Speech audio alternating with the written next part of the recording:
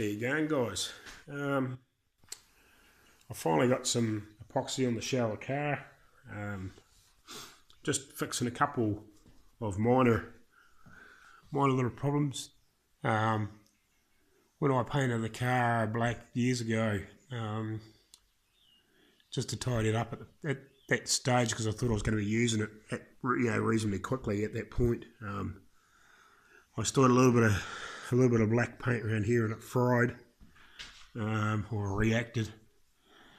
And on the insides of the pillars on these posts, there was still some black paint. I didn't know if it was original or not, but it reacted too where I hadn't sanded it all off. So I've just sanded that all off again, and I'll give that a quick touch up in the morning. And like, it's quite cold here, so once I've touched that up in the morning, I'll leave it for I don't know, half an hour, 40 minutes, and then I've got to do a filler primer over the top of the whole car again, and then I'm ready to start filling, putting actual proper filler in the car and get these back guards straightened out and any other imperfections. So that's sort of where I'm at this stage. I've sort of lightly flicked it in around these inner guards on the engine bay. Once I get these headers sort of finally sorted out, I'll pull it out, and I won't worry about putting a filler primer in here at the moment. So what I'll probably do is once I get finished mucking around with these headers, I'll pull the engine out and the trans back out of the road, and I'll give this a quick scuff and give it another quick flick of the epoxy primer, and then I'll put a filler primer back over top of that again, so that'll be all ready to go there too.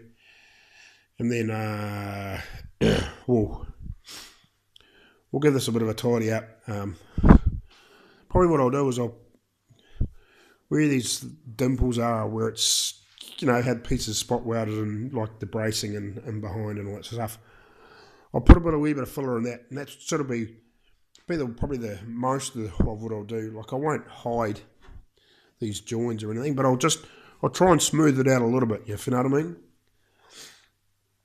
That's just sort of about as far as I'm going to go. I'm just going to make it a little bit tidy where it's a wee bit ripply there from the factory. I'll clean that up a little bit. I'll just do a few bits and pieces like that, so it looks reasonably tidy and nice. I'm not going to go overboard. I'll just, if there's any imperfections in the panel work, like that sort of stuff, I'll make it, as nice as possible, and a few good coats of filler primer, and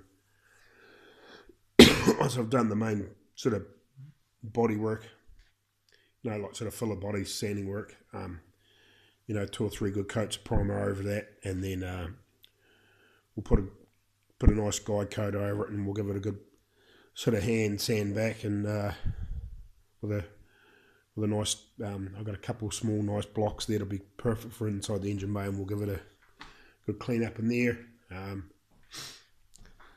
So we're not far away. So there was a funny little bloody spot there that I didn't realise it was just a bit of the lead that was left over. That's still there. I thought there was a bit of shit in the paint, but it was just a bit of where the lead had bubbled up from when I was welding, so that's not too much of a problem. So we're getting there. You can see where I've sanded some of the body back to steel, mainly because it was like there was some big chips in the paint on the really, I probably could have stripped it right back to bare metal, but I'm not too panicked. I got rid of the real heavy chips out of it, and the rest I've just sanded back real hard. So it'll be pretty good. Again with the anywhere, the roof I'll probably get away with